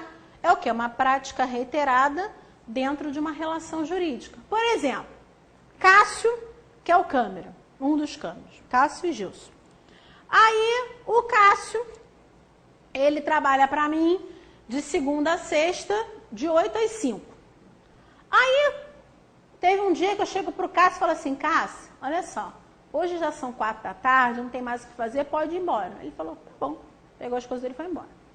Aí, no dia seguinte, de novo, falou, ó, já são 4 horas, pode ir. Se eu passo a fazer isso habitualmente, se eu passo a fazer isso usualmente, o horário dele vai acabar sendo reduzido. Por quê? Porque é uma prática mais benéfica. Lembra aquela ideia do princípio da norma mais favorável, da condição mais benéfica, que a gente deu ainda agora? Então, é uma condição, é algo que habitualmente, é algo que usualmente vem sendo, vem existindo naquele contrato, naquela relação jurídica, por isso mais específica, consequentemente, depois eu não vou poder retirar. Percebam que uso, prática reiterada em determinada relação jurídica. Quem vai ser o destinatário dessa ideia? O Cássio e eu vamos ser os destinatários. E fomos nós que criamos. Fomos nós que começamos a nos envolver para que isso acontecesse. Então, eu tenho um uso que é uma fonte autônoma, por quê? Uma vez que determinada prática seja usualmente adotada no contrato, depois não posso retirar. Essa é a ideia do uso. A ideia do costume é uma coisa mais abrangente, por quê? É algo que acontece dentro de um vínculo social. É algo que acontece dentro da sociedade. A gente costuma dizer que, ou tem o hábito de dizer que o costume é o que a gente diz que é regra não escrita. Tudo aquilo que é regra não escrita, mas que a sociedade acaba seguindo por imposição social mesmo, é a ideia de costume. O exemplo mais comum de costume, e isso aqui eu não vou ser nem um pouco criativa, que vocês vão achar em todos os livros, sabe o que é? É a fila. A fila é o exemplo mais comum de costume. Tem alguma lei dizendo que você tem que respeitar a fila? Não. Agora, vai desrespeitar a fila para você ver o problema que você vai arrumar na sua vida. Principalmente se eu estiver nela. Que eu acho a maior falta de educação do planeta é o furador de fila. Coisa mais... primeiro que é falta de educação e é feio. Você está lá aguardando pacientemente a pessoa chegar a sua vez e vem o engraçadinho, pá, furar a sua fila. Isso me dê... Olha, eu sou uma pessoa muito calma. Poucas coisas me tiram do sério. Mas furador de fila é uma coisa que me tira do sério porque é muita falta de educação. Está escrito em algum lugar que tem que respeitar a fila? Não tem. É regra não escrita, mas é costumeiro. É costumeiro essa ideia de não furar a fila, de respeitar a fila. Porque é feio você furar a fila. Não tem essa de você furar a fila. É o costume. Nós próprios, que somos o destinatário da norma, nós somos aqueles que criamos a ideia de fila, que é a ideia de respeito ao próximo, ideia de respeito pela sociedade e ficar esperando cada uma a sua vez. Por isso que é a fonte autônoma, certo? A última das fontes autônomas é o chamado regulamento de empresa. Vou botar aqui em cima, tá?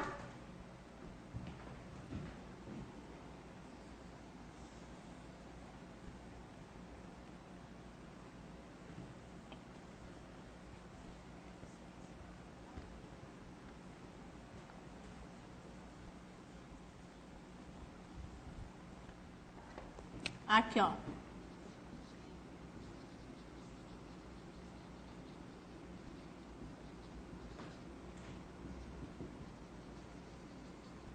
Regulamento de empresa. O regulamento de empresa é o terceiro exemplo de fonte autônoma. E o regulamento de empresa é o seguinte: nem toda empresa tem um regulamento. Isso aqui não é o contrato, não. Não é o contrato da empresa ou o contrato societário, não. Isso aqui é uma outra ideia que vocês vão descobrir agora. Nem toda empresa precisa ter um regulamento. No entanto, aquelas empresas que possuem regulamento, aquelas empresas que têm regulamento, a ideia é o seguinte: tudo aquilo que estiver previsto no regulamento de empresa integra o contrato de trabalho dos empregados de forma definitiva. Então, não é obrigatória a existência de regulamento de empresa. Então, aqui, ó, regulamento de empresa, a sua existência é facultativa, não necessariamente toda empresa tem que ter um regulamento. Agora, se existe as previsões constantes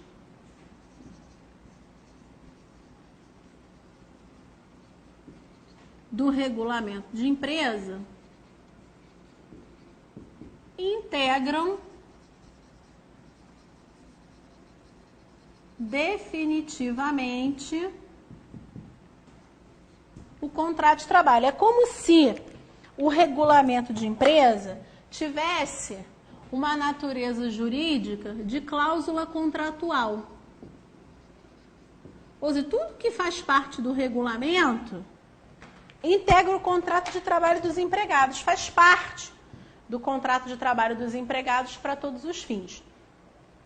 O problema é o seguinte: empresas que vão dando certo, empresas que vão prosseguindo na sua existência, obviamente que por vezes vão precisar modificar o seu regulamento. O problema é o seguinte: e aí? Como é que vão ficar os empregados frente a possíveis modificações, a possíveis mudanças, a possíveis alterações das cláusulas do regulamento de empresa? Aí nós temos que parar para pensar o seguinte: se a alteração das cláusulas do regulamento de empresa forem alterações benéficas para os empregados, não tem nenhum problema. Essas alterações para melhor, essas alterações benéficas, obviamente, vão atingir todos os empregados. Porque não tem nada que o direito do trabalho goste mais do que benefícios, do que alterações que vão beneficiar os funcionários. Alterações que vão beneficiar os empregados. Imagine o seguinte: lá no regulamento de empresa tem assim: as horas extras serão pagas com acréscimo de 50%.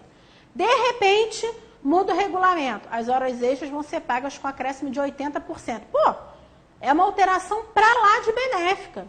Então, obviamente que isso vai atingir todo mundo, todos vão ser beneficiados com essa alteração. A preocupação do direito do trabalho é com relação às modificações, às alterações que possam trazer prejuízo. Então, olha aqui, olha, as previsões constantes do regulamento de empresa integram definitivamente os contratos de trabalho. Se esse regulamento de empresa vier a sofrer alterações benéficas, todos os empregados, obviamente, serão atingidos. E quanto a isso, não há nenhuma dúvida. E isso, gente, serve não só para o regulamento de empresa, mas para qualquer tipo de noção de alteração do contrato de trabalho. Qualquer alteração para melhor vai atingir todo mundo. Qualquer mudança que for trazer benefícios, beleza. Então, se forem alterações benéficas, todos os empregados serão atingidos. Agora, se forem alterações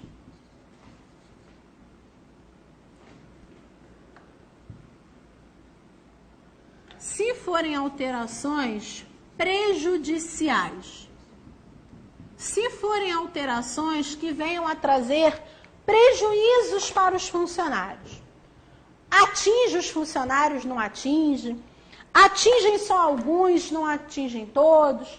Como é que vai funcionar isso? Muito simples. Tem uma súmula do TST que resolve esse problema. Sérgio, põe para mim, por favor, na súmula 51 do TST. 51, inciso 1º. Olha lá na súmula 51, no inciso 1º, ela vai me trazer o seguinte: o que eu vou fazer? O que acontece na hipótese de surgirem alterações prejudiciais advindas do regulamento? Olha lá, súmula 51, norma regulamentar, vantagens e opção pelo novo regulamento, artigo 468 da CLT, inciso 1º. As cláusulas regulamentares que revoguem ou alterem vantagens deferidas anteriormente só atingirão os trabalhadores admitidos após a revogação ou alteração do regulamento. Na verdade, o que essa súmula 51, inciso 1º, me traz é o seguinte: é como se fosse uma divisão no tempo, de antes da alteração prejudicial e depois da alteração prejudicial. E o raciocínio é: alterações que sejam benéficas vão atingir todos os empregados indistintamente, porque tudo que for para melhor, o direito do trabalho não vai barrerar, muito pelo contrário, vai incentivar. Agora, alterações prejudiciais que retirem direitos anteriormente concedidos, que diminuam direitos anteriormente concedidos, esse novo regulamento de empresa, com essas alterações, só vão atingir empregados que venham a ser admitidos depois da alteração. Empregados que já estavam na empresa, para eles vai continuar valendo o que era previsto anteriormente, sem essa alteração prejudicial. Vou colocar aqui, daqui a pouco eu vou dar um exemplo para vocês poderem entender. Então aqui, ó, alterações prejudiciais.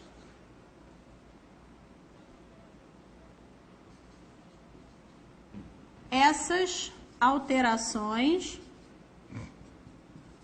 só atingirão empregados que forem admitidos após a sua edição. Para os empregados que já estavam na empresa, pode deixar que eu vou deixar aqui para vocês copiarem, tá? Então, essas alterações prejudiciais só atingirão empregados que forem admitidos após a sua edição, ou seja, após a edição da alteração prejudicial. Para os que já estavam na empresa, continua valendo a redação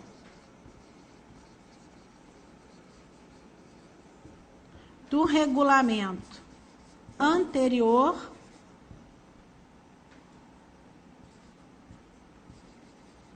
à alteração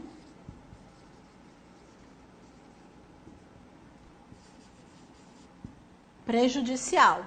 Então, aqui, ó, essas alterações prejudiciais só atingirão os empregados que forem admitidos após a sua edição. Para os empregados que já estavam na empresa, continua valendo a redação do regulamento anterior à alteração prejudicial. Ou seja, eu que já estava lá e que, para mim, essas alterações prejudiciais não vão alterar em nada. Eu não vou ter nenhuma alteração prejudicial no meu contrato. Só empregados que venham a ser admitidos depois da alteração prejudicial é que serão atingidos por essa alteração prejudicial. Vamos dar o seguinte exemplo. Eu, Aline, fui contratada E na época do meu contrato, no regulamento de empresa, dizia o seguinte, vamos continuar nessa ideia das horas extras que facilita. Os empregados receberão as suas horas extras com acréscimo de 70%. Opa, beleza, né? Eu entrei na empresa, então todas as horas extras que eu fizer, eu vou receber um acréscimo de 70%. Chegou numa determinada época que o meu empregador não estava mais podendo pagar esses 70%. Falou, essa hora extra com 70% está muito pesado para eu pagar. Eu, empregador, não estou conseguindo pagar porque estou numa fase ruim, enfim. Vou mudar o regulamento de empresa para fazer constar o seguinte, que as horas extras vão ser pagas com acréscimo de 50%, que é o previsto na lei.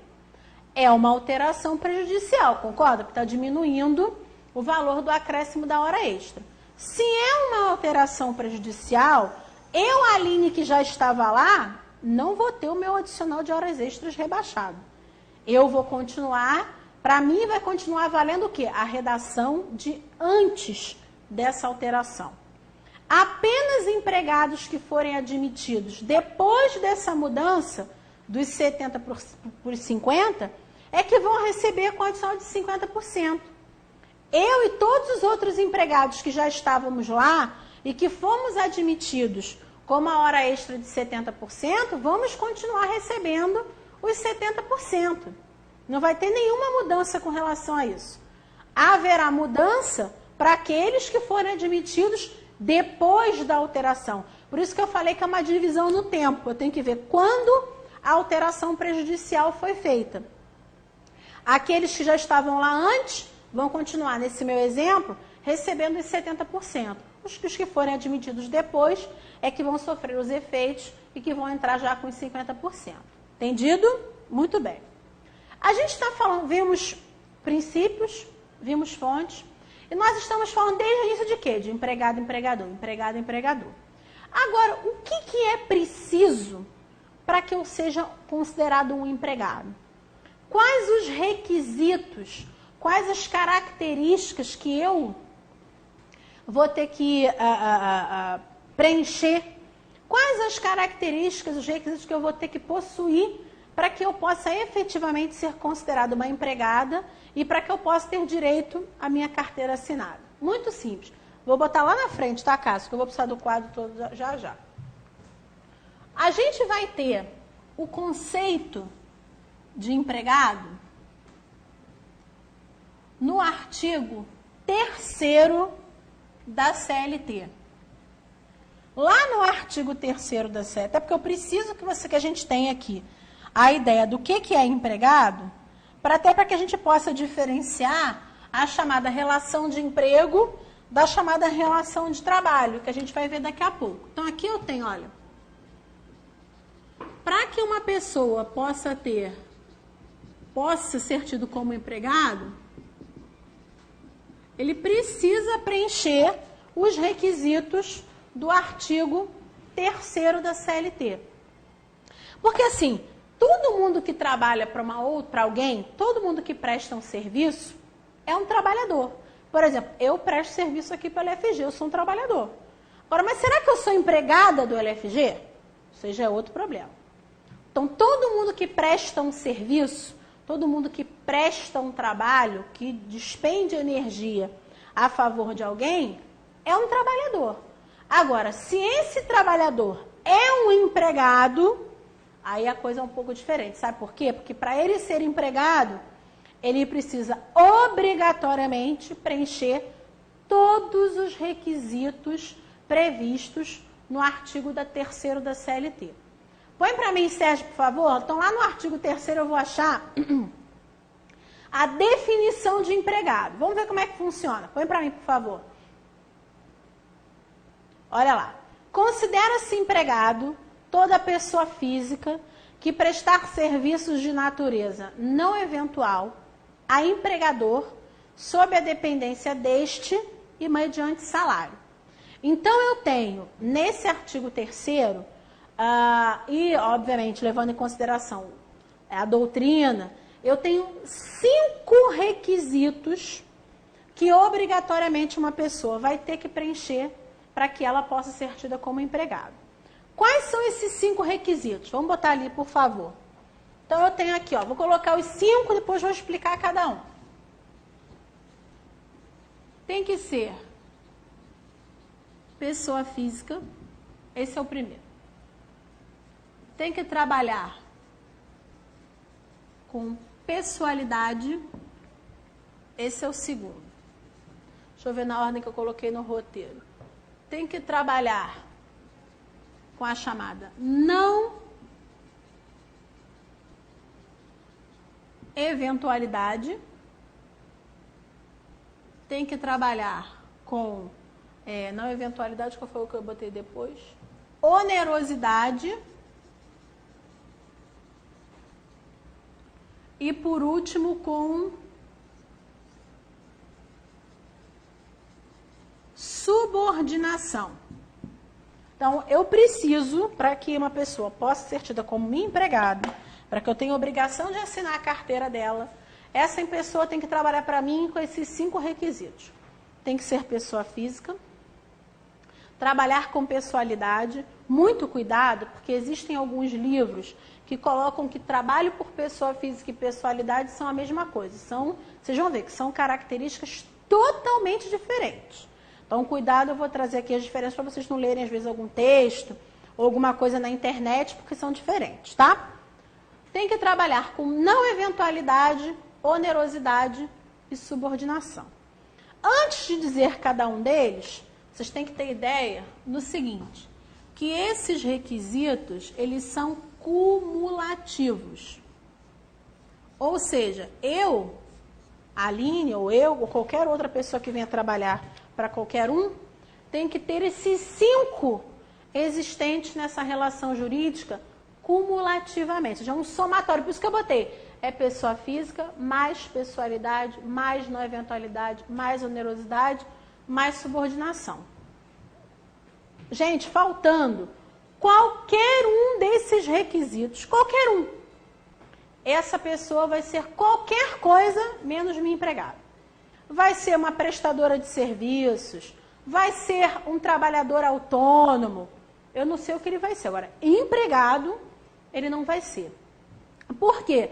Porque esses 5 requisitos, eles são requisitos cumulativos. Eu preciso de um somatório de todos eles para que o empregado, para que a pessoa obrigatoriamente seja tida como minha empregada ou para que eu possa ser considerada empregada de qualquer entidade. Certo? Então vamos ver pausadamente, com calma, cada um deles. Primeiro, trabalho por pessoa física. O empregado só pode ser pessoa física. O empregador é que, como regra, pode ser pessoa física ou pessoa jurídica. Pode ser uma pessoa física como nós ou pode ser uma empresa. O empregado nunca pode ser uma empresa. O empregado nunca pode ser pessoa jurídica. Então, aqui, ó. Como regra, o empregador pode ser pessoa física ou pode ser pessoa jurídica. O empregado nunca pode ser pessoa jurídica. O empregado nunca pode ser uma empresa. Só pode ser, até porque você não assina a carteira de empresa. Você não lida com empresa como empregado. O empregado, obrigatoriamente, só pode ser pessoa física. Vocês já viram, e obviamente vocês já devem ter visto em alguns casos, que às vezes você chega na empresa, né, para ser contratado, aí a empresa chega para você e fala assim, olha, eu gostei muito do seu currículo, eu achei que você vai ser um excelente funcionário, só que aqui a gente não trabalha com empregado, não. Aqui você vai ter que ir lá no cartório, constituir uma empresa, constituir uma pessoa jurídica para trabalhar para mim. Por quê? Obviamente que o objetivo aí é o quê? É burlar a legislação trabalhista, porque o objetivo aqui é afastar o direito trabalhista de qualquer forma. Para quê? Por quê? Porque o empregado nunca pode ser pessoa jurídica. O empregado só pode ser pessoa física. Então, essas empresas muito espertinhas, que determinam que a pessoa vá lá para constituir uma empresa, constituir uma pessoa jurídica, para poder passar a trabalhar, e obviamente com o objetivo de não ter que assinar a carteira, isso depois pode ser resolvido na justiça. Mas num primeiro momento, o que ela quer? Daquele primeiro requisito ali, que é o requisito da pessoa física. Tá? Então, o empregador, como regra, pode ser pessoa física ou pode ser pessoa jurídica. O empregado, por sua vez, só pode ser pessoa física. Não pode ser empresa de nenhuma forma, nenhum tipo de empregado pode ser empresa. Se a pessoa voluntariamente constitui uma pessoa jurídica, se a pessoa voluntariamente constitui uma empresa, problema resolvido. Ela quer trabalhar sob a forma de empresa, é muito comum, mas aí ela já sabe que ela não vai ser empregado, porque acaba esbarrando na ausência daquela primeira característica ali. Certo? Vamos fazer um intervalinho, 15 minutos, para que a gente, depois do intervalo, possa continuar desse segundo requisito para frente, para eu não começar e ter que parar. Certo? Vamos fazer um intervalo, daqui a pouco a gente volta. Até já!